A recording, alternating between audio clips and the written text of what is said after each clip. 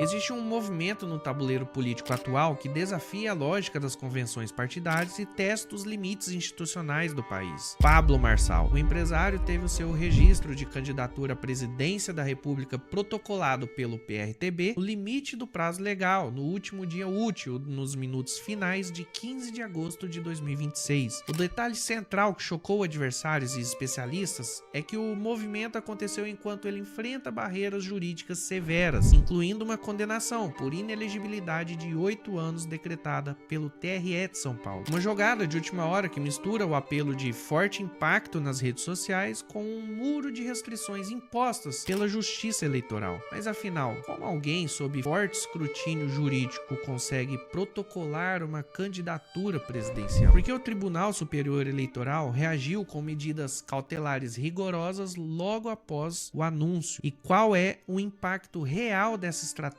no cenário político atual, principalmente diante do julgamento definitivo marcado para setembro de 2026. É exatamente isso que vamos destrinchar a partir de agora.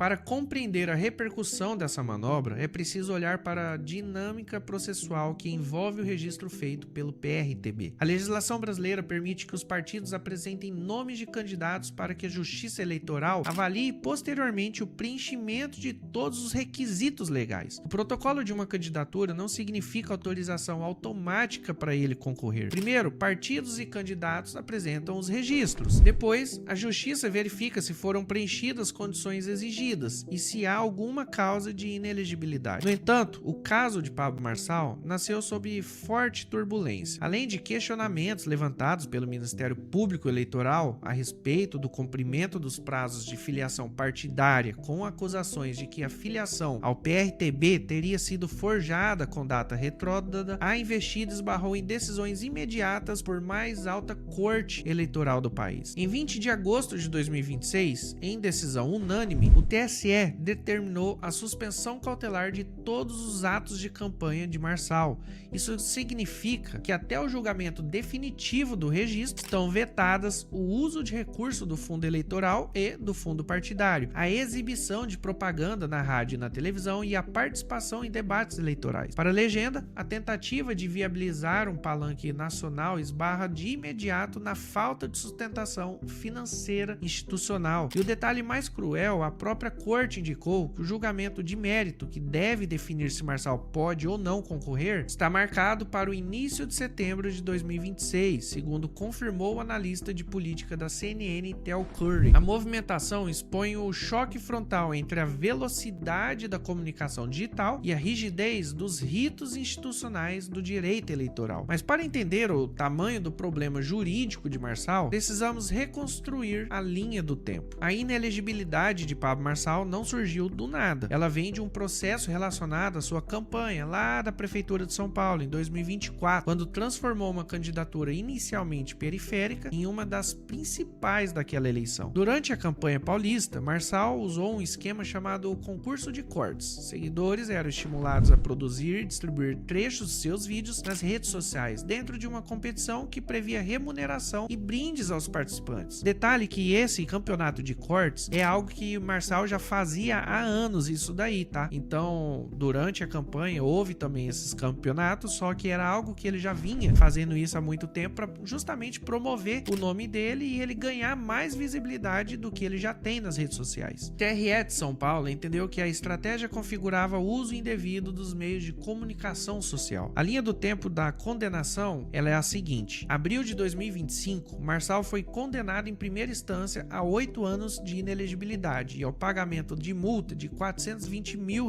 por descumprimento de ordem judicial. Em dezembro de 2025, o TRE de São Paulo, por 4 votos a 3, manteve a condenação por uso indevido dos meios de comunicação e a inelegibilidade por 8 anos, contados a partir da eleição de 2024, ou seja, inelegível até 2032. O tribunal afastou outras 2 acusações: abuso de poder econômico e captação ilícita de recursos, mas a condenação principal Marçal ficou de pé. 5 de agosto de 2026, o TRE de São Paulo rejeitou por unanimidade os embargos de declaração apresentados pela defesa de Marçal. 14 de agosto de 2026, a defesa apresentou um recurso especial para tentar levar a discussão ao TSE. 21 de agosto de 2026, um dia após o registro da candidatura, o presidente do TRE de São Paulo, desembargador José Antônio Encinas Manfré, rejeitou os recursos especiais apresentados por Marçal e pelo próprio Ministério Público Eleitoral, mantendo intacta a condenação de 8 anos de inelegibilidade e a multa de 420 mil. O ponto jurídico central é este: a lei da ficha limpa não exige trânsito em julgado, ou seja, basta a condenação por órgão colegiado para que a inelegibilidade produza esses efeitos. Enquanto não houver uma decisão suspendendo ou revertendo a condenação, Marçal é juridicamente inelegível. Mas não para por aí. O Ministério Público Eleitoral aponta uma segunda fraude na candidatura. Além de estar com os direitos políticos suspensos, Marçal teria forjado a filiação ao PRTB, com data retroativa para cumprir o prazo legal de filiação partidária. A trajetória partidária dele é confusa. Em março de 2026, Marçal havia deixado o PRTB e migrado para a União Brasil, que trabalhava com a possibilidade de retomar sua elegibilidade. Depois, ele recorreu ao judiciário para conseguir voltar ao PRTB, o mesmo partido pelo qual se lançou a Prefeitura de São Paulo. O Ministério Público Federal afirma que não há provas de filiação válida no prazo legal. São, portanto, dois vícios jurídicos sobrepostos: a inelegibilidade por condenação e a dúvida sobre a validade da filiação. É sobre essa base que o TSE vai julgar o registro em setembro. Se o quadro jurídico já era complicado, Marçal conseguiu ainda piorá-lo em questão de horas. No dia 15 de agosto, ao registrar a candidatura, Marçal declarou à Justiça Eleitoral um patrimônio de 7,4 bilhões de reais. O número causou furor imediato na imprensa e nas redes sociais. Afinal, faria dele o presidenciável mais rico na história recente do país. Menos de 48 horas depois, em 17 de agosto, a equipe de Marçal teve que recuar. Alegou que o valor era resultado de um erro de digitação, mais especificamente que alguém da equipe inseriu 3 zeros a mais no formulário. E aqui eu vou falar o que eu acho sobre isso, tá? Marçal é um cara que ele sabe movimentar muito a internet e ele sabe chamar a atenção das pessoas. Então, cada passo que ele dá se torna público, se torna relevante, sai no noticiário, ganha mídia, sai nos principais portais de notícias do país. Então, quando você vê uma pessoa igual o Pablo Marçal, com tantos candidatos, que pode acontecer caso da pessoa ir lá e registrar a campanha e errar o número que ele tá colocando lá, foi acontecer justamente com o Pablo Marçal. Então, assim, é algo que eu não compro tanto essa ideia de que a equipe dele errou na hora de digitar. E eu confesso que quando eu olhei os números, na declaração que ele colocou de 7,4 bilhões, 6,9 bilhões era só em ativos de renda fixa. Eu achei muito estranho aquilo, até porque, cara, 7 bilhões em ativos de renda fixa daria mais de 70 milhões por mês. Se você for comparar com grandes investidores, o maior investidor pessoa física que nós temos na Bolsa Brasileira é o Luiz Barsi, e esse cara tem cerca de 4 bilhões e pouquinho na Bolsa Brasileira, ou seja, isso já faria do Marçal o maior investidor pessoa física do Brasil. Então é óbvio que eu vi que tinha alguma coisa errada naquilo ali, só que aí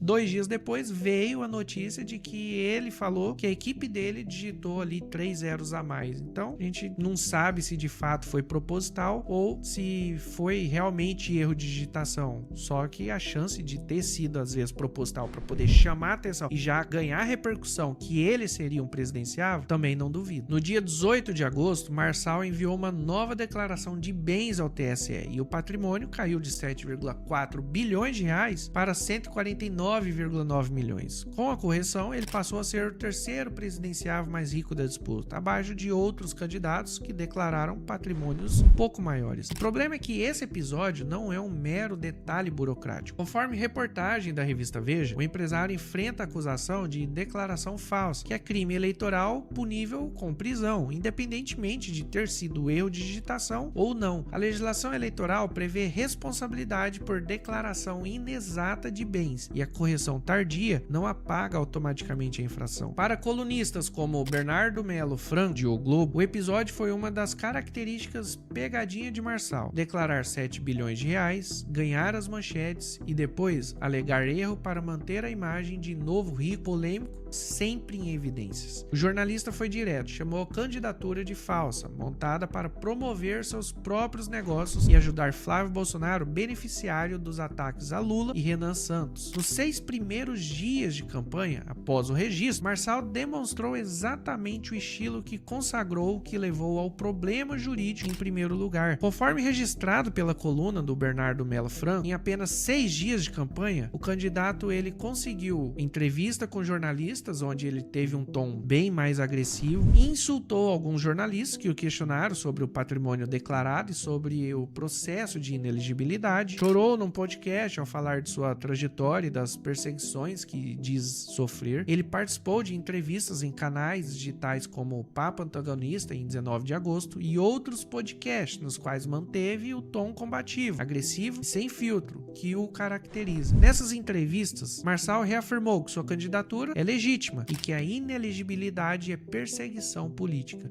Questionou o TSE e o Ministério Público Eleitoral. Sustentou que o erro de digitação no patrimônio foi uma falha operacional da equipe e não de má fé. Deixou claro que a estratégia é usar o tempo que tem, mesmo sem acesso a fundos, TV ou debates, para manter visibilidade nas redes sociais e engajamento de sua base. A própria reação de Marçal à decisão do TSE de suspendê-lo cautelarmente foi significativa. Em declaração pública no G1, ele disse que espera que a decisão seja revista, mas não demonstrou surpresa, sugerindo que sabia que as restrições viriam. Essa postura é coerente com a leitura dos analistas. Registrar a candidatura funciona como um instrumento de visibilidade e manutenção de palanque político, independentemente do desfecho nos tribunais. Mesmo sem fundo eleitoral, sem TV e sem debates, Marçal consegue movimentar as redes sociais e é exatamente esse o seu modelo de negócio político. Agora chegamos à questão que define tudo, tá? O que deve acontecer no julgamento do TSE em setembro de 2026 com relação à candidatura de Pablo Marçal? Segundo o analista da política do CNN, Tel Curry, o julgamento de mérito do registro da candidatura de Pablo Marçal deve ocorrer no início de setembro, e os sinais dados pela corte até agora não são favoráveis a ele. Primeiro, a decisão cautelar unânime de 20 de agosto, o TSE por unanimidade decidiu suspender os atos de campanha de Marçal enquanto analisa os registros. Essa decisão unânime é um forte indicador de que a corte entende que há sérios vícios jurídicos na candidatura, não apenas uma formalidade menor. Segundo, a manutenção da inelegibilidade pelo TRE de São Paulo. O TRE de São Paulo já rejeitou por unanimidade os embargos em 5 de agosto e em 21 de agosto o presidente do tribunal rejeitou os recursos especiais. A condenação de 8 anos de inelegibilidade por uso indevido dos meios de comunicação está consolidada na instância regional. Terceiro, a lei da ficha limpa não exige trânsito em julgado. Esse é o ponto jurídico mais decisivo. Mesmo que a defesa de Marçal recorra a instâncias superiores, a condenação por órgão colegiado já produz efeitos. Para especialistas ouvidos pela BBC, a chance de ele ser candidato é justamente zero. Quarto, a dúvida sobre a filiação partidária. O Ministério Público Federal aponta que Marçal não comprovou filiação ao PRTB no prazo legal. Mesmo que a inelegibilidade fosse revertida, o problema de filiação poderia por si só já barrar o registro. Quinto, o erro de patrimônio como agravante. A declaração de 7,4 bilhões seguida da correção para 149 milhões pode ser tratada como declaração falsa, ou seja, crime eleitoral punível com prisão, o que abriria um novo flanco jurídico independente do processo original. Então, a leitura mais consistente dos especialistas ouvidos pela imprensa,